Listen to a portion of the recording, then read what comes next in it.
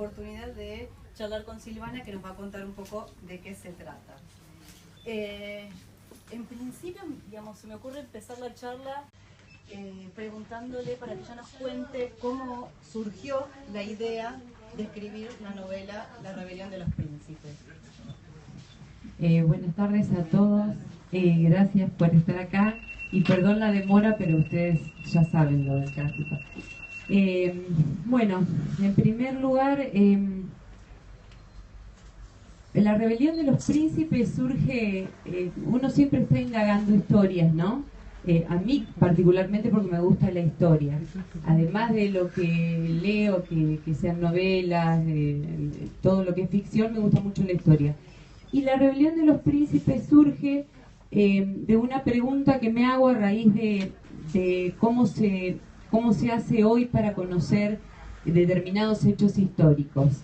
Empecé por la Revolución de Mayo y me fui remontando hacia atrás, caminando hacia atrás, y me di cuenta que más allá del antecedente principal, que son las invasiones inglesas y las invasiones napoleónicas en Europa, la invasión napoleónica en Europa, ya algo estaba instalado en los criollos mucho antes. Y yo creo que fue precisamente por haber sido testigos de una rebelión como la que fue la rebelión de Tupac Amaru. Por eso me quedé ahí y quise contar esa historia.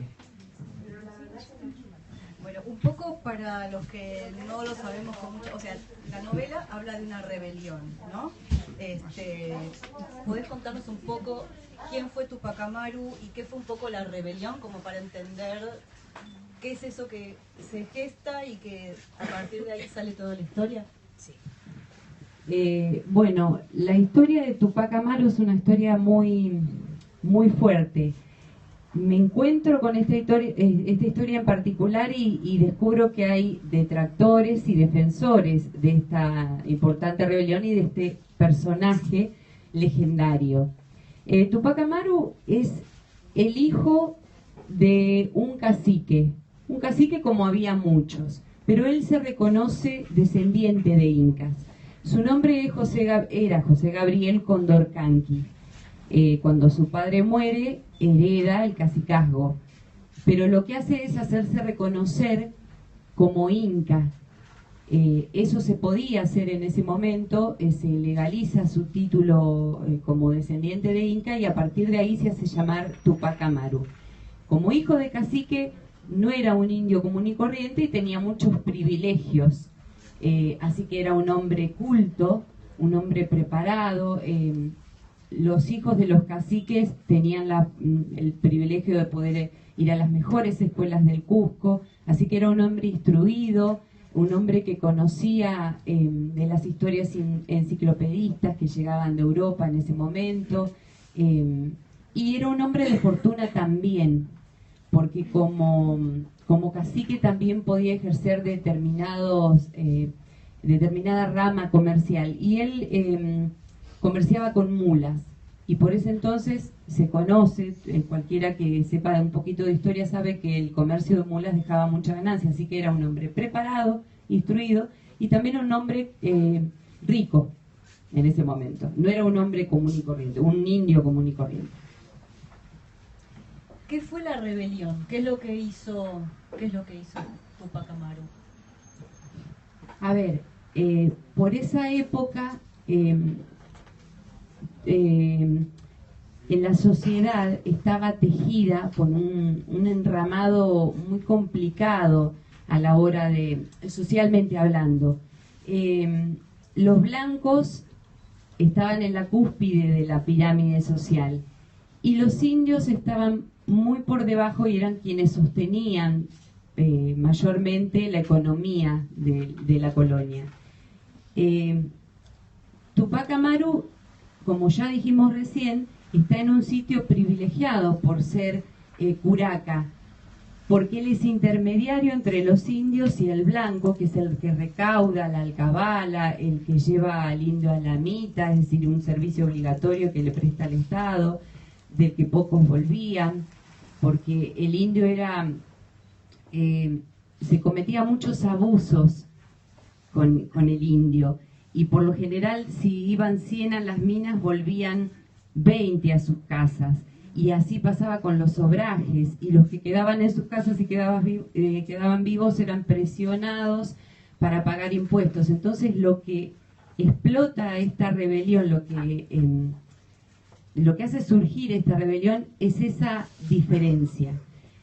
Él, aún siendo intermediario entre el blanco y el indio, siente que debe responder por su pueblo, que es lo que hace que se harte de ese sometimiento, que se harte de la tiranía y decida rebelarse. Hasta entonces ninguna otra persona, no estamos hablando solamente de indios, ni siquiera un criollo se había atrevido a decirle que no al sistema colonial. ¿Qué es lo que hace que a Silvana Serrano como persona la conmueva un personaje de este tipo, digamos, un líder revolucionario, ¿no? Yo no sé si todos los líderes revolucionarios me conmueven. Me pasó algo muy particular con Tupac Amaru. Yo siempre cuento de dónde, porque la gente por lo general le interesa saber de dónde uno saca una historia que contar en un libro. Esta historia hace mucho que yo la tenía en mi cabeza porque me pasó algo muy particular en el profesorado de historia, que cuando tuve que dar un parcial sobre este personaje, sobre Tupac Amaru, me lo pasé llorando cuando estudiaba, porque su final me conmovió mucho. Entonces esa historia quedó ahí guardada y bueno, ahora que empecé a ver la historia con otros ojos, porque uno cuando la novela la ve con otros ojos, dije, ¿por qué no contarla y poder transmitir eso que yo sentí? No es una rebelión más para mí, es una persona que de entrada sabía que tenía todo perdido, pero dijo, así no se puede seguir. Y hay un historiador que a mí me gusta mucho que dice que los revolucionarios y los rebeldes por lo general están condenados a ser vencidos, pero los que quedan, los que quedan después toman esa lucha como su propia bandera, ¿sí? Entonces yo creo que el nombre de él se vuelve leyenda, ¿no? Pero yo creo que a todos los revolucionarios hay que tenerles esa consideración. A veces hacen mucho revuelo y parece que no pasa nada, pero la semilla queda, y esta en particular. En la novela se habla también de una profecía. ¿Cuál es la profecía que contás en la novela? Bueno, para empezar, hay muchas historias por contar, muchas historias que se pueden novelar. Yo me encontré cuando investigaba para hacer esta novela, uno lee distintos autores. Y hay uno que me llamó la atención, un biógrafo de Tupac Amaru, que fue el único de todos los autores, Lewin, que toca el tema de una profecía. Todos conocen que Tupac Amaru se debe haber apoyado en los comentarios reales de Garcilaso de la Vega para poder rebelarse contra el español. Hay un historiador que cuenta que ese libro de Garcilaso de la Vega, esa edición que él tenía en sus manos, estaba prologada por Gabriel de Cárdenas, y que en su prólogo este personaje decía que existía una vieja profecía allá del 1600 que decía que alguna vez los incas iban a volver a reinar con la ayuda de una nación llamada Inglaterra. Entonces el historiador comenta que esto no hay manera de probar si Tupac Amaru hizo el intento o no de ponerse en contacto con los ingleses, pero a mí me gustó esa idea. Y donde hay un vacío, ustedes saben que el novelista, donde hay un vacío histórico, ahí se tira. Y bueno, ahí me tiré yo.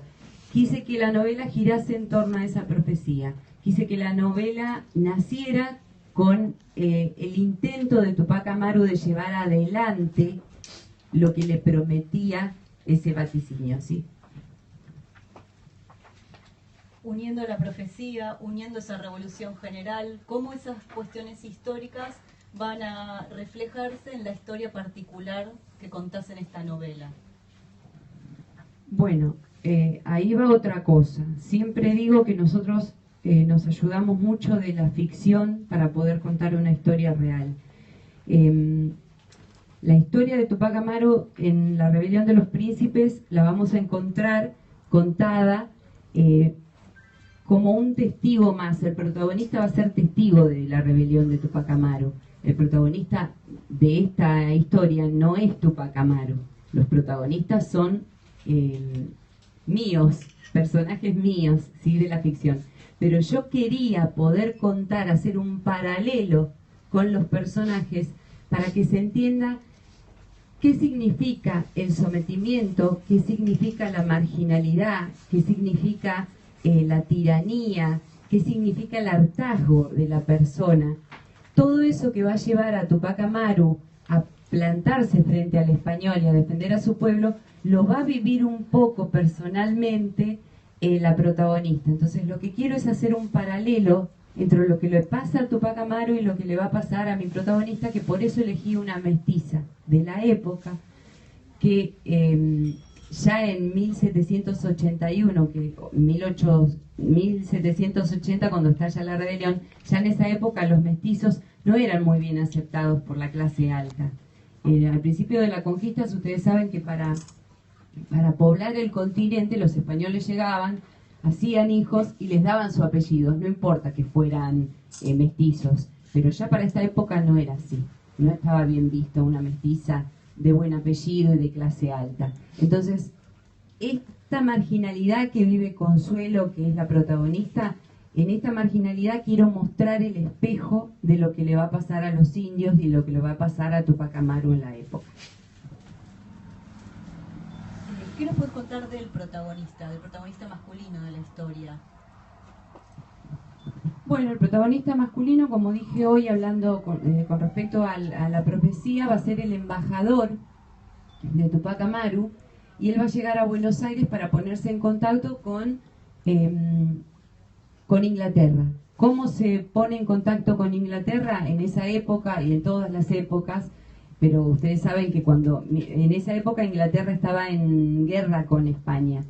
Y acá en Buenos Aires había muchos espías, siempre viviendo como unos eran biólogos, otros eran cronistas, algunos no serían, pero seguramente infiltrado entre esa gente habría espías de Inglaterra. Entonces, mi protagonista va a venir como embajador de Tupac Amaru a ponerse en contacto con un espía inglés para poder llevar a cabo esto de la profecía.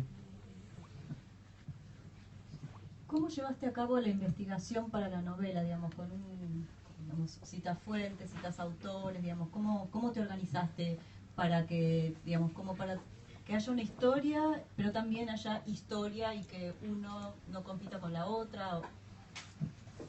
Bueno, por lo general antes de empezar, siempre digo lo mismo, que antes de gestarse la ficción, uno encuentra la historia real. Después vemos cómo la vamos a contar o cómo vamos a cruzar, de qué manera vamos a... Pero entonces lo que tiendo a hacer al principio es trato de que sea toda la investigación histórica. Nunca es toda, porque a medida que avanzo y digo, bueno, ya sé, donde encuentro vacíos en la historia real, ahí voy imaginando mis personajes, qué van a hacer, qué van a dejar de hacer. Así uno puede cruzar. Porque donde todo está escrito y lo real es muy difícil modificarlo. Entonces yo tengo que modificar la ficción, no lo real. Para poder entrelazarlo, lo que hago es eso, encontrar los huecos de esa historia, lo que no se ha podido probar, lo que no se ha podido constatar.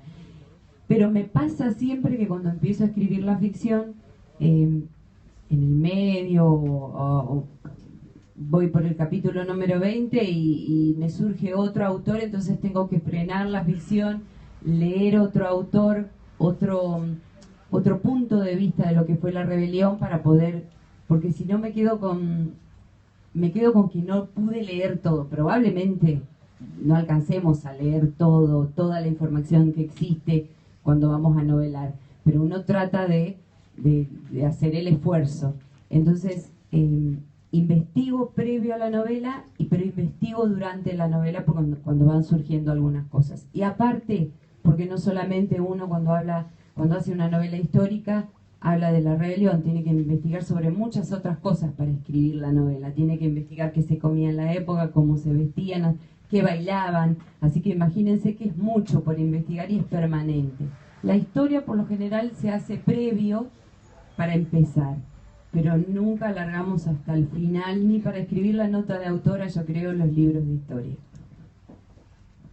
¿Hay alguna cosa que hayas encontrado durante el proceso de investigación que no pensabas incluir, pero que te cautivó tanto que modificaste de algún modo la historia para poder hacerle un hueco a eso que te gustó? Sí. En esta época me llamó mucho la atención cuando empecé a investigar sobre el Buenos Aires colonial, porque ahí van a estar instalados los protagonistas, que se fundaba la Casa de Niños Expósitos. Entonces leí la historia de la fundación de la Casa de los Niños Expósitos y es tan linda la historia que se me ocurrió que podía cruzarla con los protagonistas. Entonces empecé a investigar sobre la fundación y cómo se manejaban y qué hacían con los niños que tenían ahí. Entonces eso también lo incorporé a la novela porque fue algo que encontré y que me pareció lindo contar. La semana pasada hablábamos con Silvana de algunas cuestiones relacionadas con la novela. Decía, bueno, es una novela histórica, no lo es, y bueno, Silvana tiene una posición muy clara tomada sobre en qué género se enmarca su novela. Me parecía que estaba bueno que lo pudiera compartir, aunque sea para debatir, para que alguien la confronte, pero está bueno que lo diga.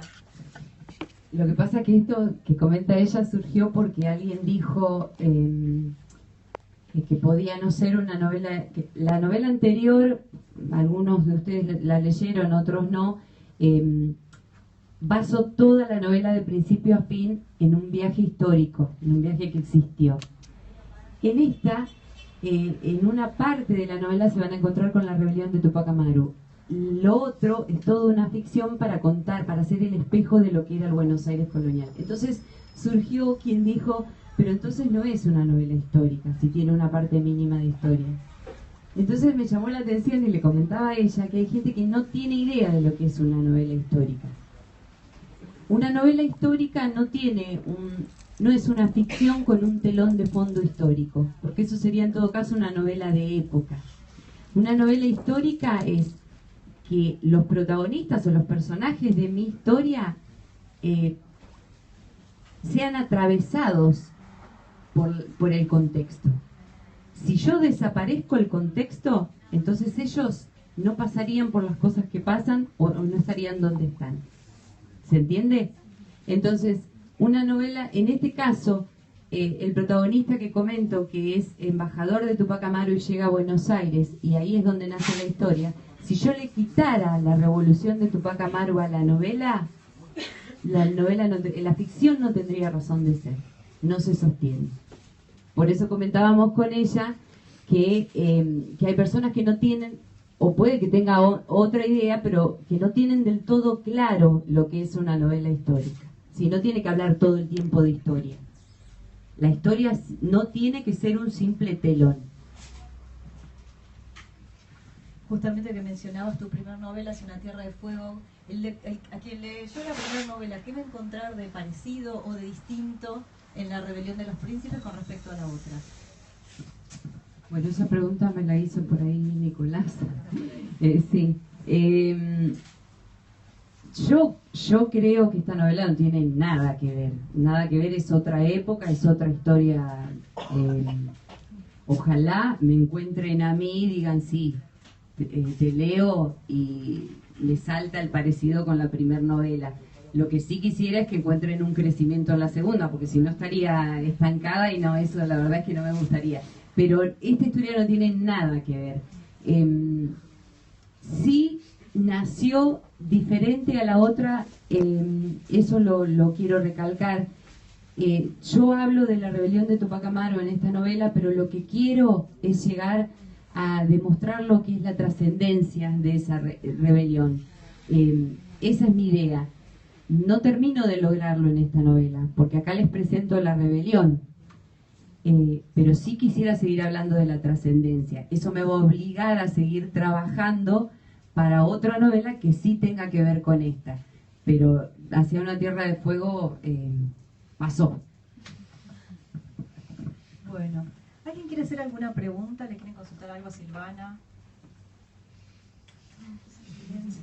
A ver, ahí. A ver, yo que, sí, es que le Pero por ahí de la primera novela. Claro. No, porque a mí como me gusta, me apasiona la historia.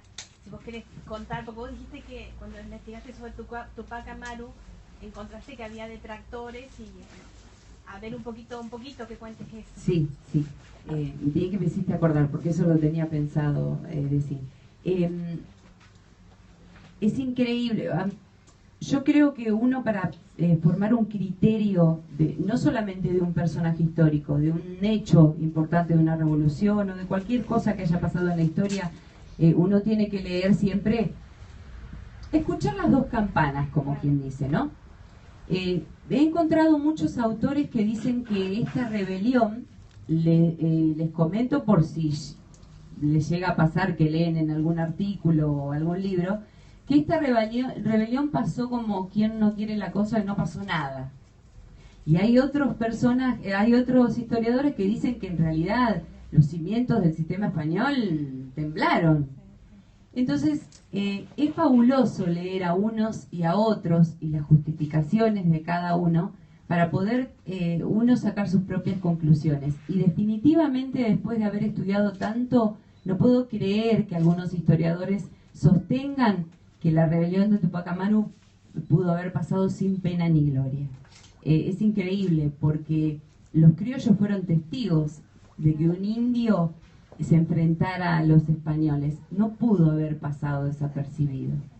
Fueron 30 años hasta la revolución, hasta que ellos mismos despertaron, hasta que ellos mismos decidieron independizarse. Las ideas de Tupac Amaru no fueron independistas, y esto sí quiero aclararlo. Él lo que quería era la libertad de su pueblo. Él quería abolir los corregimientos, los repartos, los abusos, los obrajes. Entonces no fue un movimiento independista, eso sí hay que reconocerlo. Pero al haber cimbronado esos cimientos del sistema que imperaba en la época, yo creo que alguien tiene que haber pensado, algo tiene que haber dejado en los criollos, porque él a los criollos los llamaba hermanos porque eran nacidos en su misma tierra. Él no estaba contra el blanco en general. Él lo que quería era eso, abolir terminar con los abusos. ¿Alguna otra pregunta? ¿Cuánto tiempo te llevó a escribir la novela? Un año más o menos. Lo que pasa es que no sé si a todos nos pasa, a todas, porque hay algunas escritoras por acá. A mí particularmente me va dando vueltas en la cabeza mucho antes, pero desde que me siento a investigar hasta que terminé de escribir la última parte, por lo general me lleva un año. Me pasó con la anterior que no, la anterior me llevó mucho más, había mucho documento histórico y en castellano antiguo que había que descifrar, porque por más que sea castellano uno dice, no, pues se entiende, no se entiende nada. Entonces me costó mucho trabajo armar esa novela, pero esta yo creo que como me quedó tanto adentro desde que la estudié en el profesorado que fue un repaso de algunos libros y después buscar nueva información, por supuesto, pero llevó un poquito menos y el trayecto fue de un año. Si bien decías que entre la anterior y esta hay un periodo de tiempo distinto, pero a grandes rasgos estamos todavía como en un periodo más con varias cosas en común. ¿Qué es lo que te seduce a vos como imaginario de ese periodo? ¿Qué te gusta? A mí lo que me seduce primero es el misterio de la historia. Es que me cuentan los investigadores qué sucedió, y algunos me cuentan que pudo haber sucedido, pero los que estamos acá no lo vivimos, nos cuentan cómo se vestían, pero pero el misterio es llevarlo más allá, imaginarlos con esa ropa, imaginar cómo eran las calles, ¿sí? Me seduce el misterio que circunscribe la historia. Esa época en particular porque es un poco una época, si bien esta no, pero fíjense que de la rebelión de Tupac Amaru al 1810 en el virreinato es una época muy árida, una época donde no pasa nada, o uno cree que no pasa nada. Entonces tenés que posicionarte fuerte con una ficción para poder contar ese no pasar nada. Algo pasaba, ¿sí? Con respecto al anterior, no, fue algo muy particular lo de Hacia una tierra de fuego, que me conmovió mucho la historia, digo, que no se conociera en ningún lado, que nadie supiera cómo se había llegado al estrecho de Magallanes a querer habitarlo, y digo, 3.000 almas que ni siquiera quedaron los nombres escritos en la historia, y se me ocurrió que podía darle nombre, entidad y contar esa historia. Esto sí se conoce más. No sé si voy a ir más allá de la independencia para acá, porque es verdad que lo que vos decís me seduce más la historia anterior. Pienso que por eso, porque más viejo, más antiguo y más misterio, ¿sí? Y también es una falencia que tenemos porque de esas historias no hay historia, digamos que no se aprenden en los colegios, no nos acercamos. También.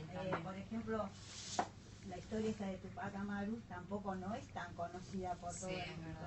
Es verdad.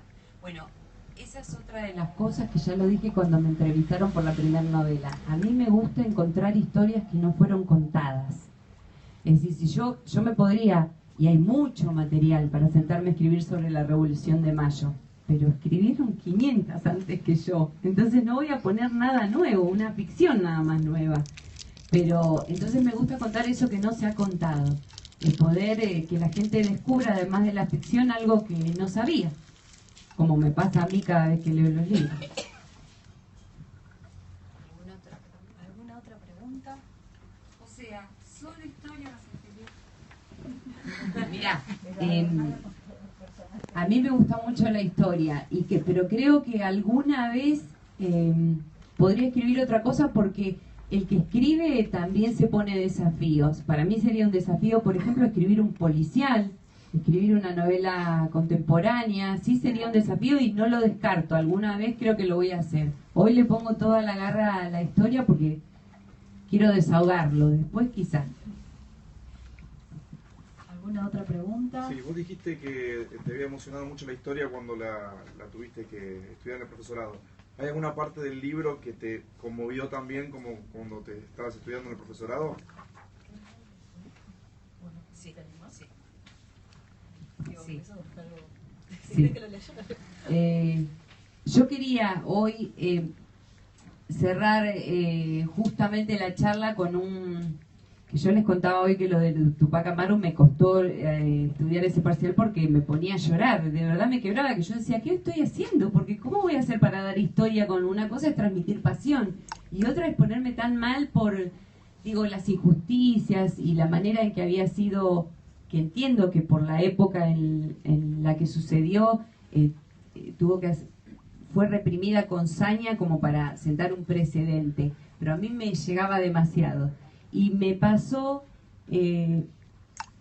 no me pasó a lo largo de la novela, al escribir tuve que contar lo que había pasado con él, cómo terminó él, porque tengo ganas de seguir hablando de su trascendencia, entonces no me quedé con eso, pero sí me pasó cuando buscaba algo para poder regalarles a ustedes para el final de la charla, que encontré el poema El canto coral a Tupac Amaru, que de Alejandro Romualdo, que muchos de ustedes por ahí lo deben haber escuchado alguna vez en el primario o en el secundario, y que lo quería practicar para traer acá y todavía me emocionaba y me quedaba leerlo. Espero que esta vez me salga, sin chillar.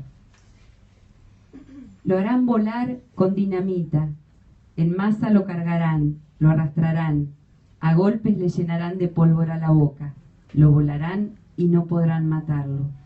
Le pondrán de cabeza, arrancarán sus deseos, sus dientes, sus gritos, lo patearán con toda furia, luego lo sangrarán y no podrán matarlo. Coronarán con sangre su cabeza, sus pómulos, con golpes y clavos sus costillas, le harán morder el polvo, lo golpearán y no podrán matarlo. Al tercer día de los sufrimientos, cuando se crea todo consumado, gritando libertad sobre la tierra, ha de volver y no podrán matarlo.